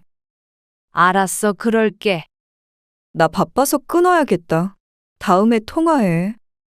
그러고는 멍하니 있다가 다시 잠들기 위해 눈을 감았습니다. 그러다가 5분쯤 지났을 때 권 씨가 문득 눈을 뜨고는 다시 휴대폰을 집어들었습니다. 미영아, 또다시 딸이었습니다. 바쁘다니까. 지금 바빠? 꼭 하고 싶은 말이 있어서 그래. 자려고 눈 감았다가 생각났어. 그동안 말해줘야지 하다가 잊어먹었는데. 무슨 말인데 그래? 딸의 대답에 권 씨는 작은 미소를 지으며 말했습니다. 있잖니? 요즘에 자꾸 죽은 네 아빠가 머리맡에 앉아서 말을 걸지 뭐야. 그러자 딸이 침묵했습니다. 너도 신기하지?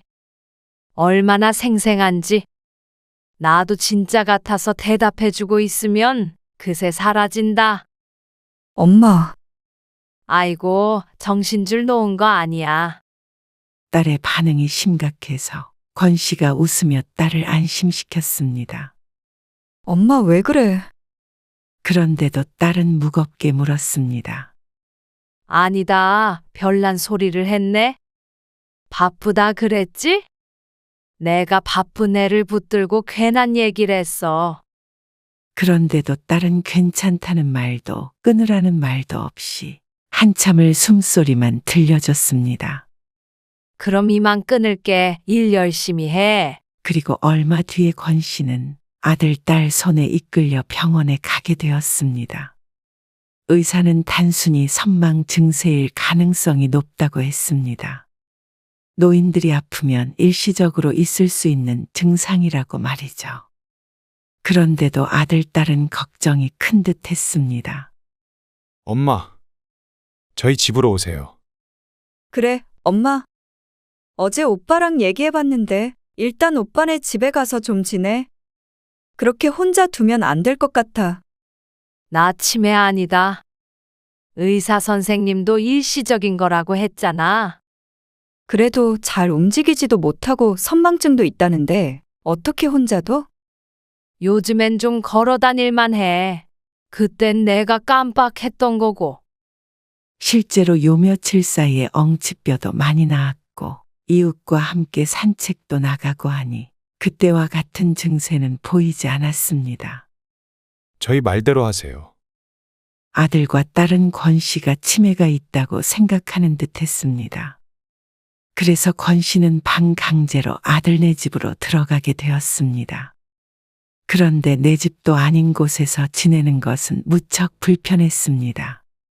아들과 손자는 아침 일찍 나가고 며느리와 둘이 남겨져 있는데 며느리의 눈치도 보였습니다. 거동도 불편한 시어머니, 삼시세끼 밥까지 차려주는 것도 곤욕스러울 듯 했습니다. 그리고 얻어먹는 입장이라고 썩 편하지도 않았죠. 그렇게 아들에게 말해도 아들은 지켜봐야 한다는 말만 할 뿐이었습니다. 그런데 어느 날이었습니다. 며느리와 함께 점심을 먹고 권 씨가 자리에서 일어나 현관으로 걸어갔습니다. 그리고는 신발을 신었죠. 어머니, 어디 가세요? 며느리의 물음에 권 씨가 뒤돌아 대답했습니다. 집에 가지. 네? 집이요? 밥 잘 얻어먹고 갑니다. 그러자 며느리가 권 씨를 붙잡았습니다. 무슨 소리 하시는 거예요? 저희 집에서 지내기로 했잖아요. 권 씨도 어리둥절, 며느리도 어리둥절했습니다. 그리고 그날 저녁 퇴근해서 돌아온 아들이 권 씨를 불러앉혀 말했습니다. 엄마, 아무래도 계속 저희가 모실 텐데 엄마 집이랑 땅은 파는 게 어떠세요? 우리 집을 팔라고? 아니, 그렇잖아요.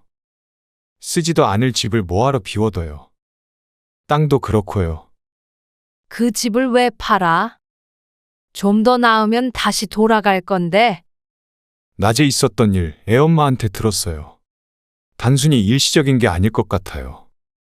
그러면 엄마 상태로 어떻게 혼자 사신다고요? 일시적인 거라고 했잖아. 그렇다 치더라도 엄마 연세를 생각하세요. 아들은 한숨을 쉬었고 권 씨도 속이 좋지 않았습니다. 그런데 모시겠다고 이렇게 나서는 아들의 말을 들을 수밖에 없었습니다. 정말로 치매라면 혼자서 생활하는 건 힘들 것이고 자식이 돌봐주거나 요양원에 가는 수밖에 없었으니 말이죠. 아들네에 있을 거면 집도 땅도 필요 없을 것이고 오히려 돈이 필요할 듯 했습니다. 그래, 알았다. 생각해 볼게. 어이구, 그래도 언니는 상팔자지?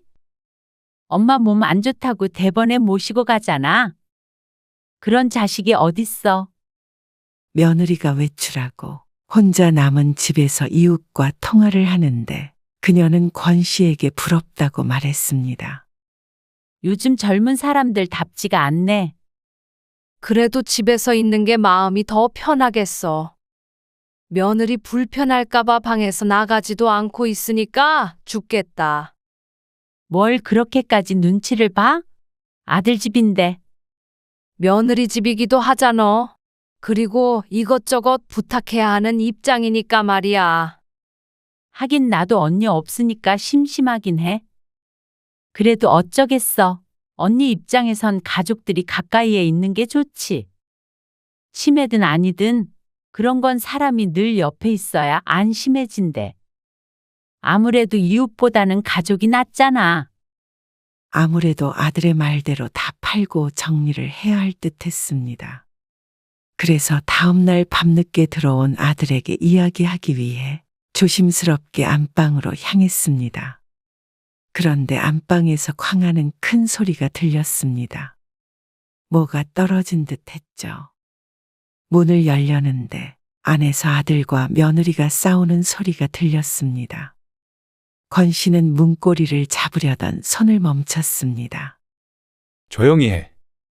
엄마한테 들려. 그 방까지 어떻게 들려? 그리고 내가 지금 조용하게 생겼어? 그러면 나보고 어떻게 하라는 거야? 어떻게 하긴? 집이랑 땅 판 돈 전부 우리한테 주던가? 아니면 아가씨도 받고 싶으면 반씩 모시자고 해. 반씩 어떻게 모셔? 엄마를 반으로 가르기라도 해? 한 달씩 모시던가 어쩌던가 해야지. 어떻게 어머니는 우리가 모시고 그 돈을 반을 달래? 그럴 거면 우리가 어머니를 왜 모셔? 아가씨도 웃긴다. 어디다가 숟가락을 얹으려 그래? 무슨 말을 그렇게 하냐? 아니 그리고 말이야. 어머니 다른 것도 아니고 치매야. 치매 환자를 어떻게 끝까지 집에서 돌봐? 아, 그래봤자 길어야 10년이야. 뭐? 10년. 그때까지 내가 어머니 새끼 밥 차려드려야 해? 나중에는 기저귀까지 가르라고 할 거야? 언제 그렇게까지 하라 그랬어? 만약 치매 심해지시면 그땐 요양원 같은데 알아봐야지. 그러니까 그러려면 그 집 팔아야 할 거 아니야. 그니까 당신이 좀 참아.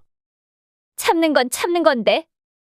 아가씨한테는 한 푼도 안 줄 거니까 그런 줄 알아. 당신이 내일 당장 전화해. 알았어? 아, 알았으니까 목소리 낮춰.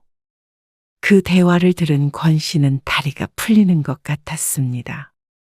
싫다는 사람을 굳이 데리고 온 이유가 이것이었습니다. 정말 권 씨를 아들이 봉양한다면 그 돈쯤이야 줄 수 있었지만 대화를 들어서는 끝까지 돌볼 생각도 없는 듯 했습니다. 어떻게 이런 날강도 같은 것들이 있나 기가 막혔습니다. 계획적으로 자신을 데리고 온 아들 며느리. 너무 사악했습니다. 이야기를 들어보니 딸도 별반 차이가 없어 보였죠. 그런 것도 모르고 전 재산을 넘겨주었다면 자신의 말로가 끔찍했을 듯 했습니다. 그런데 다음 날이 되었을 때 권 씨는 더욱 끔찍한 장면을 보게 되었습니다. 주말 오전엔 아들과 며느리 그리고 권 씨가 집에 있었습니다. 권 씨는 조용히 짐을 싸둔 참이었습니다. 그런데 권 씨가 집으로 돌아가겠다고 선언하기도 전에 아들네 집으로 딸이 들이닥쳤습니다. 오빠! 어제 했던 얘기 뭐야? 엄마 계시는데 뭐 하는 짓이야? 아들은 들어오자마자 소리를 지르는 딸 때문에 놀랐습니다. 권 씨의 눈치를 살피며 황급히 딸의 말을 끊었습니다. 엄마도 들어야지. 오빠가 무슨 생각을 하고 있는지. 황미영, 너 조용히 안 해? 나랑 따로 얘기하면 되잖아. 무슨 일인데 그러냐? 권 씨가 아무것도 모르는 듯 물었습니다. 그러자 딸이 흥분해서 대답했습니다. 오빠가 집이랑 땅 팔자고 그러지? 그거 다 그 돈 오빠가 가지려는 거야. 아빠 돌아가시고 상속받을 수 있을 줄 알았는데 엄마 명의로 돼 있으니까 오빠랑 새언니가 엄마 돌아가시기 전에 다 팔아치워버리려고 계획한 거라고. 말도 안 되는 소리 하지 마. 아들은 잡아댔고 딸은 더욱 흥분했습니다. 말도 안 되는 소리라니? 어제도 나한테 전화해서 그랬잖아. 엄마 데리고 있는 건 오빠니까 나한테는 한 푼도 못 준다고. 그러자 아들도 이판사판이라고 생각했는지 똑같이 딸에게 소리쳤습니다. 그래? 아버지 돌아가시자마자 먼저 아버지 재산 확인해보자고 한 건 너 아니야? 그러면 네가 엄마 모시고 가던지. 그리고 그 돈 절반은 내놔. 뭐라는 거야? 말이 되는 소리를 해. 너도 어이가 없지. 우리도 하도 어이가 없어서 말이야. 고생은 우리가 다 하는데 너는 무슨 권리로 그 돈을 챙기겠다는 거야? 무슨 권리? 나도 똑같은 자식인데 절반은 당연히 내 거 아니야? 아가씨. 그러니까 절반 가져가시려면 아가씨도 어머니를 모셔야죠. 왜 우리만 어머니를 모셔야 해요? 그건 당연히 아들이 해야 하는 의무 아니에요? 어머머. 무슨 말을 그렇게 하세요? 저희가 뭐 아들이라고 덕 본 것도 없잖아요. 덕을 왜 안 봐요? 지금 이 집도 우리 아빠가 사준 거잖아요. 그러는 아가씨는 받은 게 없는 것처럼 얘기하시네요. 어이가 없어서 말이 안 나오네요. 새언니는 오빠가 벌어다 준 돈으로 집에서 놀고 먹으면서 아픈 시어머니도 못 돌봐요? 그렇게 쉬운 것 같으면 아가씨가 하시라니까요? 아니, 내가 애 둘 키우면서 치매 걸린 엄마까지 어떻게 모셔요? 애는 너만 있는 줄 알아. 우리는 내년에 수험생이야. 수험생이 무슨 벼슬이야? 그리고 공부하느라 집에도 안 붙어 있을 텐데 뭐가 불편하다고 난리야. 당연히 치매 걸린 할머니가 있으면 공부에 방해될 거 아니야? 그리고 엄마도 딸 집이 더 편하지. 며느리 있는 아들 집이 더 편하겠어? 그러면 우리도 마찬가지지. 사위에 있는 우리 집이 편하겠어? 권 씨는 아무 말도 안 하고 아들, 딸이 박터지게 싸우는 꼴을 지켜보았습니다. 이것이 권 씨가 인생을 바쳐 키운 결실들이었습니다. 남편이 이럴 줄 알고 모든 재산을 다 권 씨의 앞으로 해줬는지 모르겠습니다. 권 씨는 이런 자식들이 무척 낯설었습니다. 누구 하나 모시고 가란 소리도 안 했는데 저들끼리 서로에게 떠미는 꼴이 우스웠습니다. 그리고 치매 걸린 노인네 떠맡을까봐 벌벌 떠는 게 어이가 없었습니다. 무엇보다 치매 진단을 받은 것도 아닌데 말이죠. 너희 계속 싸울 거지? 나는 그럼 집에 갈게. 마침 짐도 싸뒀겠다. 권 씨는 거칠 것이 없었습니다. 권 씨는 지팡이를 짚고 절뚝거리는 걸음으로 현관으로 갔습니다. 어디가 엄마? 집에 가지 어딜 가? 황미영, 너 진짜 미쳤구나. 엄마 앞에서 도대체 이게 무슨 짓이야? 뭐? 가만히 있는 사람 들쑤신 게 오빠잖아. 나는 엄마 돌아가시면 얌전히 상속받을 생각이었는데 오빠는 엄마 위하는 척하면서 뒤로는 재산 빼돌리려고 했던 거잖아. 돈 앞에서는 동생이고 뭐가 없지? 누가 미친놈인데 그래? 뭐? 미친놈. 네가 정말 제정신이 아니구나. 1절만 해라. 1절만. 붙잡으면 콱 목을 매달아 버릴 테니까 아무도 따라 나오지 마. 권 씨는 꼭 필요한 짐만 담긴 가방 하나만 들고 나왔습니다. 그리고는 벗쓰고 뭐고 기다릴 겨를도 없었습니다. 꼭 누가 쫓아오는 것처럼 서둘러 지나가던 택시부터 불러 세웠죠. 택시는 집을 향해 한참을 달렸습니다. 권 씨는 차창에 머리를 기대고 멍하니 바깥을 보았습니다. 인생이 참 허무했습니다. 부모고 자식이고 결국엔 돈 앞에서 물고 뜯는 아기들이나 다름없구나 하는 생각이 들었습니다. 사람은 누구나 늙고 병들기 마련인데 막상 자신이 그렇게 되고 나니 참 서러웠습니다. 자식이 둘이나 되는데도 아무도 아픈 부모를 봉양해 줄 사람이 없었습니다. 아니, 봉양까지는 바라지도 않았습니다.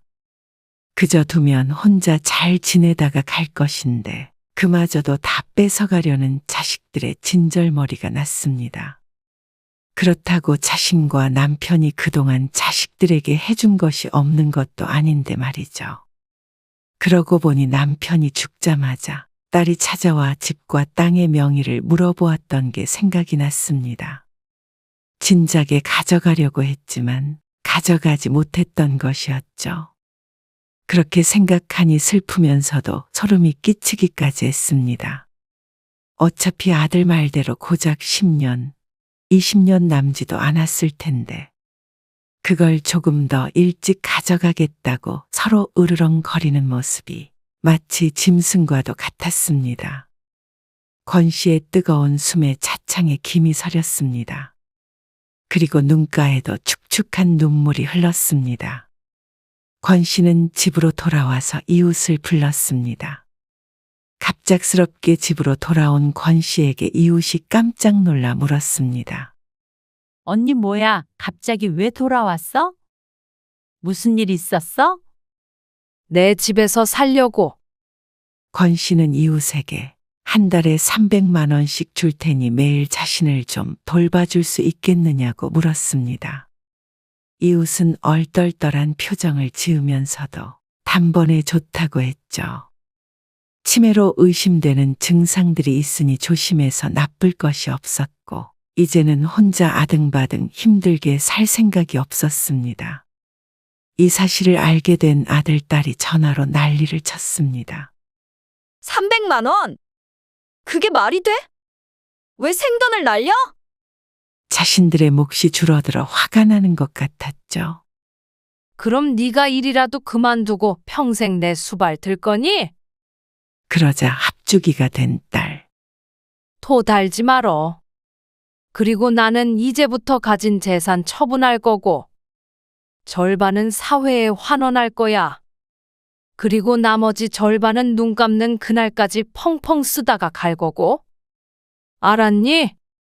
그러자 딸은 거의 비명을 질렀습니다. 뭐? 환원! 엄마 왜 그래? 드라마를 너무 많이 본 거 아니야?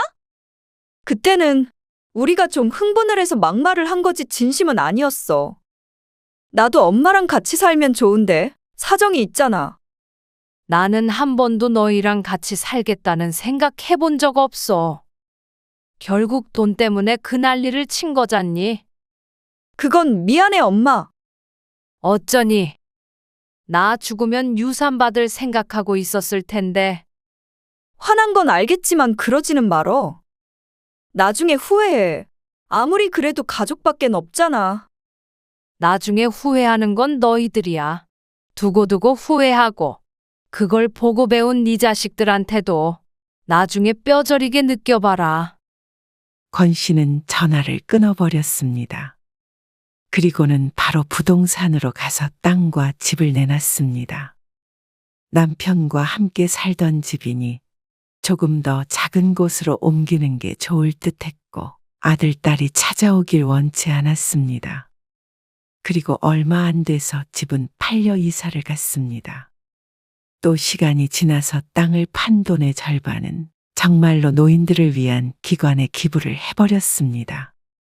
많은 돈 다 쥐고 있다가 자신이 갑작스레 죽기라도 한다면 아들, 딸에게 한 푼이라도 쥐어질까 싶어서였습니다. 언니, 오늘은 비빔밥 해 먹자. 나도 왔어. 내가 고사리 볶아왔어.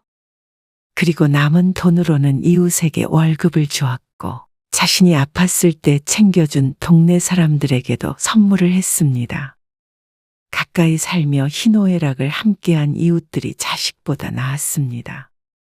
아들, 딸은 이사 전에는 찾아왔는데 이사 후에 주소를 알려주지 않아 이제는 문을 두드리는 자식들이 없었습니다. 그리고 권 씨는 다행히 심한 치매 증상은 없었고 불편한 다리도 이웃들의 도움을 받아서 전혀 문제없이 살고 있었습니다. 아들, 딸 물려줄 생각으로 뒀던 재산들 다 처분해서 가지고 있으니 꽤나 부자가 된 권 씨는 이제는 자신을 위해서만 돈을 쓸 생각이었습니다. 비빔밥 맛있겠네. 다른 사람들도 불러. 다 같이 먹지. 안 그래도 슈퍼 언니가 무생채 가지고 오고 있어. 얼마나 더 살다가 갈지는 모르겠지만 자식들 없이도 충분히 즐겁게 지내다 갈만했습니다.